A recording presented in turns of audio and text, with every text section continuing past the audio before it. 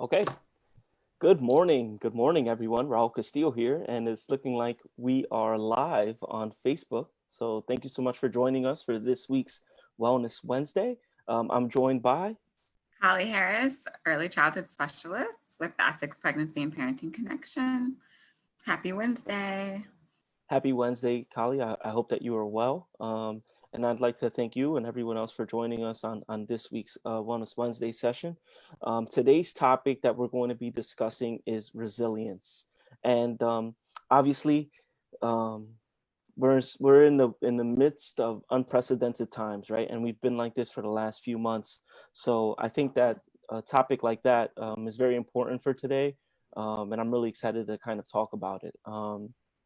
So as I mentioned before, it's important for everyone to know that Child Win, Prevent Child Abuse New Jersey, EPPC, our work really focuses around the protective factors model, which really is which really are the foundation, right, of the strengthening families approach. So whenever you hear someone talking about protective factors, they're talking about a combination of a few different things. And if it's okay with you, Kali, I'm just going to go over them fairly quickly, just because we're not going to, this is not really a session on the protective factors, but since we are talking about resilience, I want to make sure that, our followers and parents out there understand what the protective factors are. Definitely. Um, so first of all, the first protective factor per se would be parent resilience, right? And we're going to dive deep into that in a few minutes, so I won't even elaborate. So parent resilience. The second one would be knowledge of parenting and child development. The third one is social and emotional competence of children. The fourth one is social connections being very right, especially times like these where we can't be close to the ones we love physically, right? Hug on them and be with them. So we use things like Zoom and Facebook and FaceTime to chat with our loved ones. And then lastly, concrete support in times of need. So parents understanding that, if they may be going through some tough times with paying their rent, or they may be going through food insecurity. So Yes. concrete support in times of need is basically them understanding that there are services out there that will help you, so food pantries or rental assistance programs. So Yeah. that's like a brief intro into the protective factors. But today, as I mentioned in the beginning, we're going to focus on parental resilience and just resilience in general. We're going to split it between talking about tips and tricks for parents to be resilient, but also we're going to talk about how parents can build that resilience gene in their young children. So what is resilience to you, Callie? So resilience to me is, I always picture like falling and dusting yourself off and getting right back up, and pushing through. That's what I believe resilience is. And also, how do you cope with stress and maybe difficult times in your life? What are your coping mechanisms, and how well do you deal with stress? Is how I define resilience. Yeah, and we see resilience play out all the time, right? Whether you're a sports fan or whether you like movies, right? There's Yes. always that resilience in that resilient theme in stories, right? Where that person takes a fall and they're down and out, but then they brush themselves off, like you mentioned, and then they stand tall, right? Yeah. And that's important.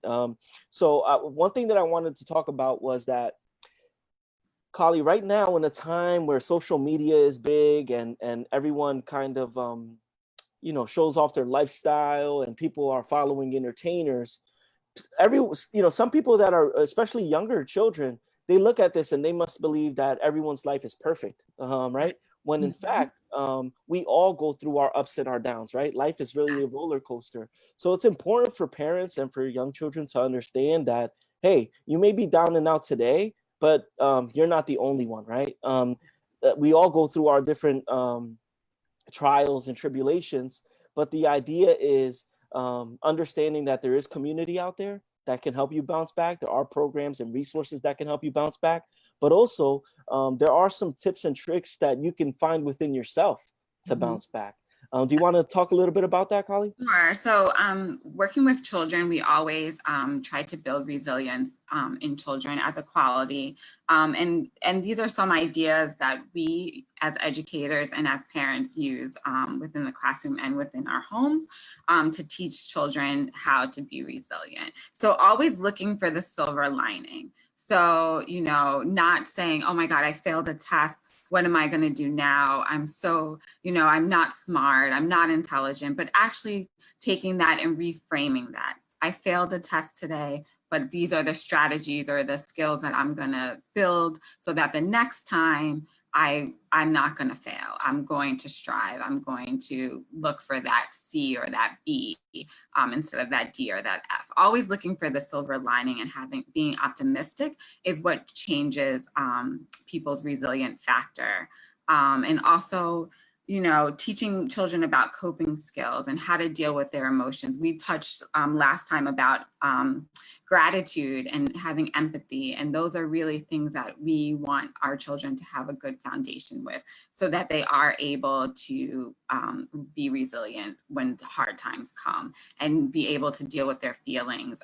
It all ties into dealing with your feelings, dealing with your emotions, and also teaching children how to solve their own problems, giving them words and giving them ideas on how to solve their problems. If they are frustrated because they can't tie their shoes, giving them the language to show their frustration, but also giving them little tricks that they can be able to figure it out on their own, like getting a model, like with some string and paper, and learning how to tie their shoes, and not telling them that this is the end all, but giving them that that optimistic outlook on life.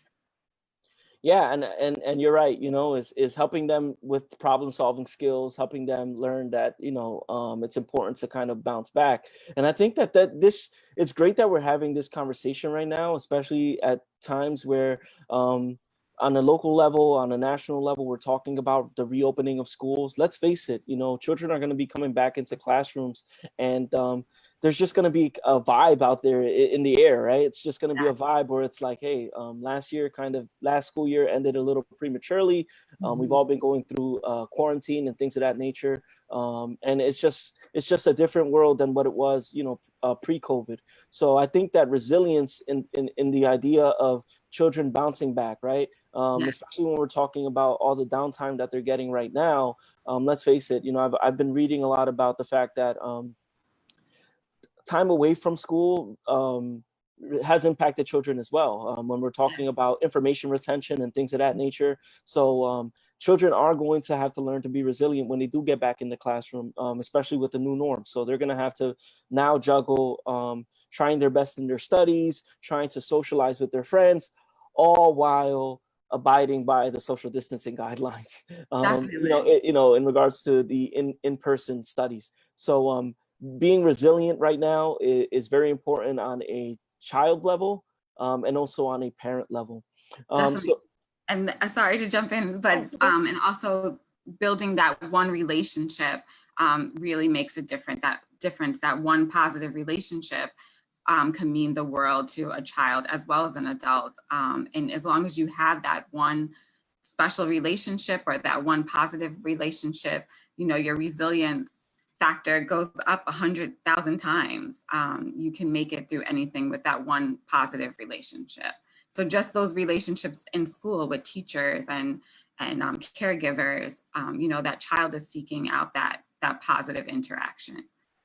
Yeah, I totally agree. And then one thing that I also wanted to touch upon, Kali, is the fact that, let's face it, you can read as many books as you want to, you can learn, you can study as much as you want to, but parenting is not easy. It's not easy. And although some people may think it's easy, or they may be experienced in it, the fact is that parenting is different for everyone. So for all the parents out there, I want you all to know that we feel for you and we understand. I have a 5-year-old myself, and I've had to learn things that I've learned about on Wellness Wednesday and implemented them into my own life along with my wife.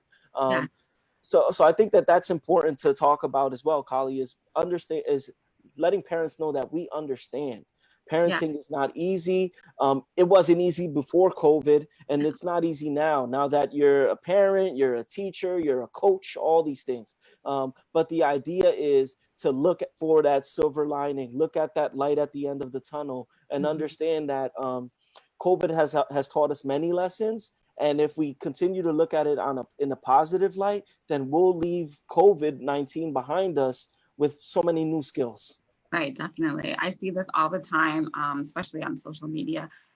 People that I've, only saw maybe once or twice a year now going to social media and having these open forums and these mom groups and these dad groups and putting themselves out there.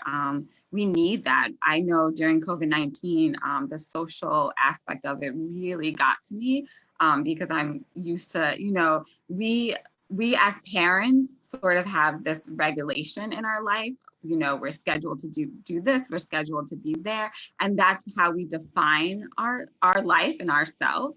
And so COVID-19 has really evolved us as parents and as individuals, and looking inward, and giving ourselves permission to, we might not be able to do the summer packet, or the way that we want to do it, or having a schedule for our children this summer, but allowing ourselves that permission and allowing ourselves to know, this is my goal for today. If I get to it, I get to it. If not, it's okay. There's always tomorrow. So just looking at from that perspective. And parenting is hard, and it evolves, and it's different for every family. It's different for every child. Some tactics you can use with one child, you won't be able to use with another child. So being a parent is always an evolving door.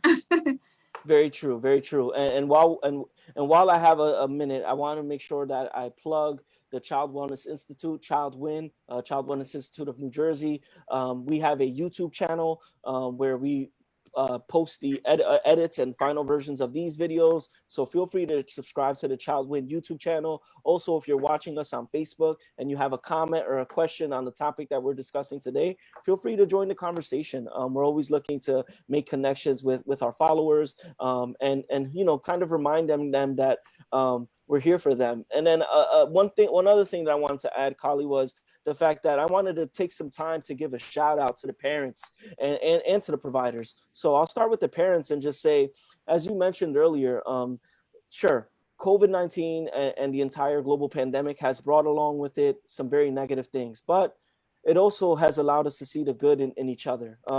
And I want to give a shout out to the parents, because the reality is we've seen things on social media during these times that we didn't see before, whether it's parents serving as mentors to other parents, giving advice to them. I've seen educators who are parents themselves saying, hey, if your child needs if you're a parent and you're struggling with math or any of the other subjects, hey, I teach this grade level. Feel free to send me a message and I'll help out. So that's where you really see the good in people. And I also want to give a shout out to the providers, right? Whether it's Child Win and putting together Wellness Wednesday, or it's the local libraries that are reading books for children, or the success centers that are putting together live recipes and things of that nature. It really builds a sense of community. And I Yeah. think it's super important. And it helps those people that may be down and out, scrolling through their Facebook feed. They catch a video that brings a smile to their face and helps them build back up. So I think it's important. I think we'd be remiss if we didn't give a shout out to them, because the work that they've been doing on the parent side and the provider side has really been amazing. Yeah, you always want to leave the day feeling like you filled someone else's cup. And that's what we strive to do.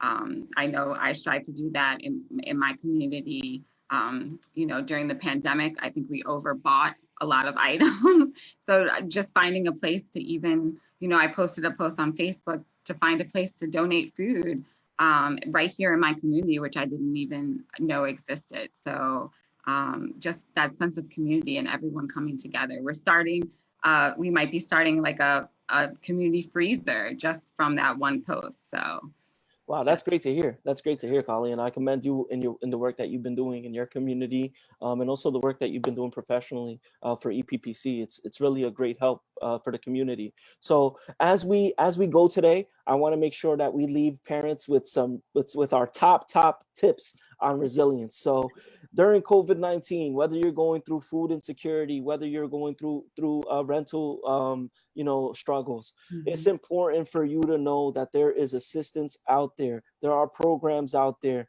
and also putting the pride aside and understanding that you are not the only one.